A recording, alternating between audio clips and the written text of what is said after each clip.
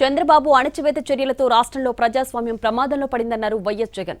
ఏపీలో పోలీసు రాజ్యాన్ని నడిపిస్తున్నారని, ప్రశ్నిస్తున్న గొంతు నులిమేస్తున్నారని ఫైర్ అయ్యారు.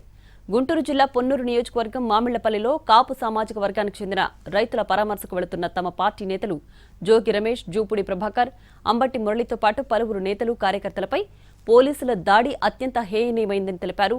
జరుగుతున్న అన్యాయాన్ని చూపిస్తూ ప్రభుత్వాన్ని నిలదీస్తున్న వైసీపీ నాయకులపై పైశాచికంగా వ్యవహరించి అరెస్టులు చేసిన విధానం దారుణంగా ఉందన్నారు జగన్. పోలీసులను అడ్డుపెట్టుకుని ప్రజాస్వామ్యాన్ని చంద్రబాబు ఎలా ఖూనీ చేస్తున్నారో కళ్లకు కట్టినట్లు తెలుస్తోందని తెలిపారు. శాంతియుతంగా నిరసన తెలియజేయడానికి వెళితే చంద్రబాబుకు ఎందుకు బీపీ వస్తోందని, అంత ఫ్రస్ట్రేషన్ ఎందుకు చూపిస్తున్నారని ప్రశ్నించారు జగన్.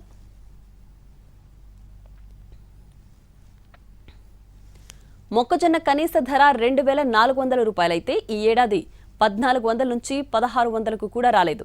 తీవ్రంగా నష్టపోతున్న కాపు సామాజిక వర్గానికి చెందిన కొందరు రైతులు తమ మొక్కజొన్న పంటను తమకు సంబంధించిన రైతు గోడౌన్లో నిల్వ చేసుకుంటే పొన్నూరు ఎమ్మెల్యే ధూళిపాళ్ల నరేంద్ర తన అనుచరులతో దాడులు చేయించడమే కాకుండా ఆ రైతులపై అన్యాయంగా ఎస్సీ ఎస్టీ కేసులు ఎందుకు పెట్టించారని ప్రశ్నించారు.